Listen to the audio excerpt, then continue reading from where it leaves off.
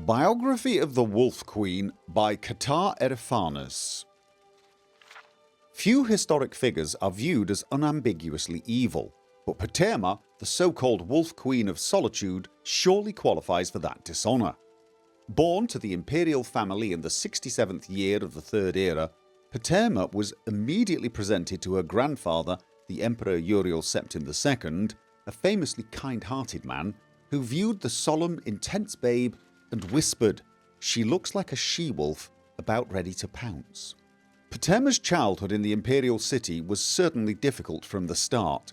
Her father, Prince Pelagius Septim, and her mother, Quizara, showed little affection for their brood. Her eldest brother, Antiochus, 16 at Paterma's birth, was already a drunkard and womanizer, infamous in the empire. Her younger brothers, Sepphoris and Magnus, were born much later, so for years she was the only child in the imperial court. By the age of 14, Paterma was a famous beauty with many suitors, but she was married to cement relations with King Mantiarco of the Nordic kingdom of Solitude.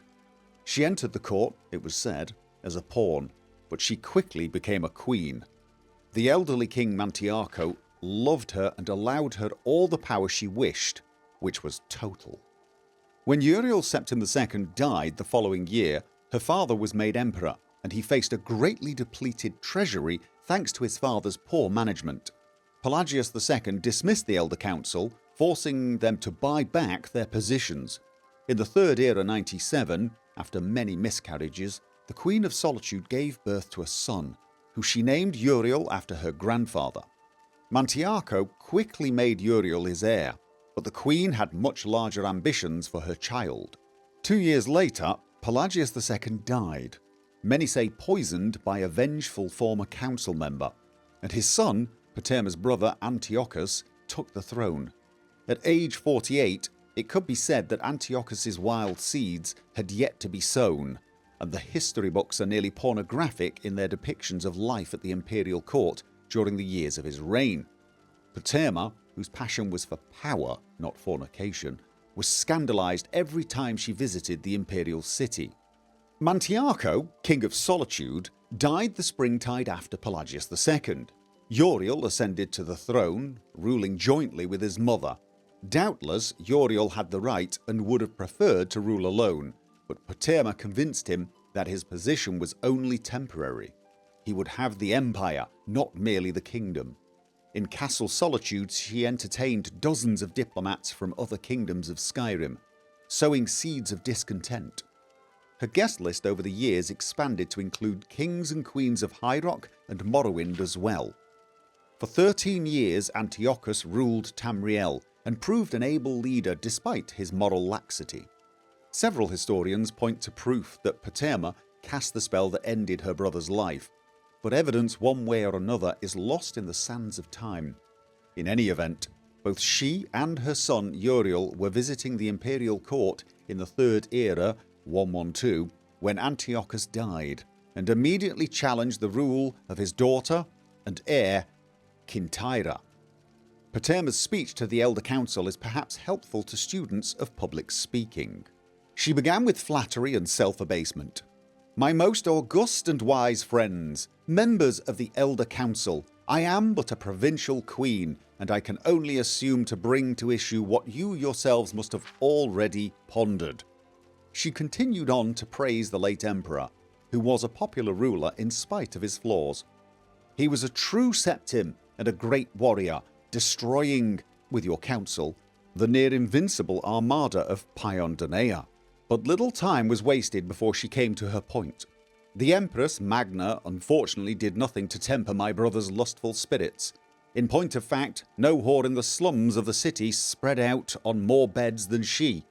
Had she attended to her duties in the imperial bedchamber more faithfully, we would have a true heir to the empire, not the half-wit milksop bastards who call themselves the Emperor's children." The girl called Kintyra is popularly believed to be the daughter of Magna and the captain of the guard. It may be that she is the daughter of Magna and the boy who cleans the cistern. We can never know for certain, not as certainly as we can know the lineage of my son Uriel, the last of the Septim dynasty. Despite Paterma's eloquence, the Elder Council allowed Kintyre to assume the throne as Empress Kintyre II. Paterma and Uriel angrily returned to Skyrim and began assembling the rebellion. Details of the War of the Red Diamond are included in other histories. We need not recount the Empress Kintyre II's capture and eventual execution in High Rock in the year 3rd Era 114, nor the ascension of Paterma's son Uriel III 7 years later. Her surviving brothers, Sepphoris and Magnus, fought the Emperor and his mother for years, tearing the empire apart in a civil war. When Uriel III fought his uncle Sepphoris in Hammerfell at the Battle of Ichidag in the 3rd Era 127, Paterma was fighting her other brother, Uriel's uncle Magnus, in Skyrim at the Battle of Falkenstar. She received word of her son's defeat and capture just as she was preparing to mount an attack on Magnus's weakest flank. The 61-year-old Wolf Queen flew into a rage and led the assault herself. It was a success, and Magnus and his army fled. In the midst of the victory's celebration, Paterma heard the news that her son, the Emperor, had been killed by an angry mob before he had even made it for trial in the imperial city. He had been burned to death within his carriage. When Sepphoris was proclaimed Emperor, Paterma's fury was terrible to behold.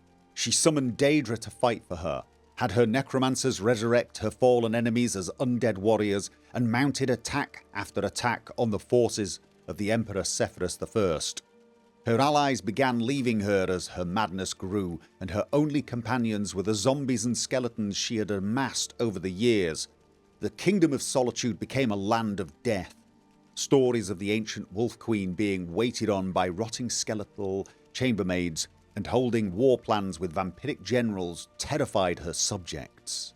Paterma died after a month-long siege on her castle in the year 3rd Era 137 at the age of 70.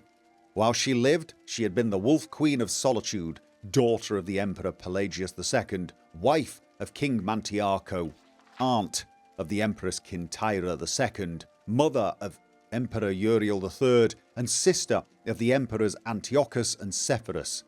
3 years after her death, Sepphoris died, and his and Paterma's brother Magnus took the throne. Her death has hardly diminished her notoriety.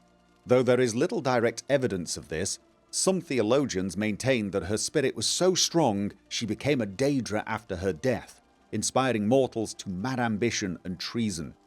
It is also said that her madness so infused Castle Solitude that it infected the next king to rule there. Ironically, that was her 18-year-old nephew Pelagius, the son of Magnus.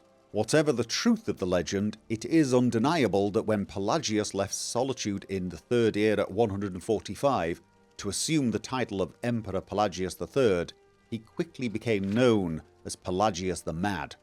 It is even widely rumoured that he murdered his father Magnus. The Wolf Queen must surely have had the last laugh.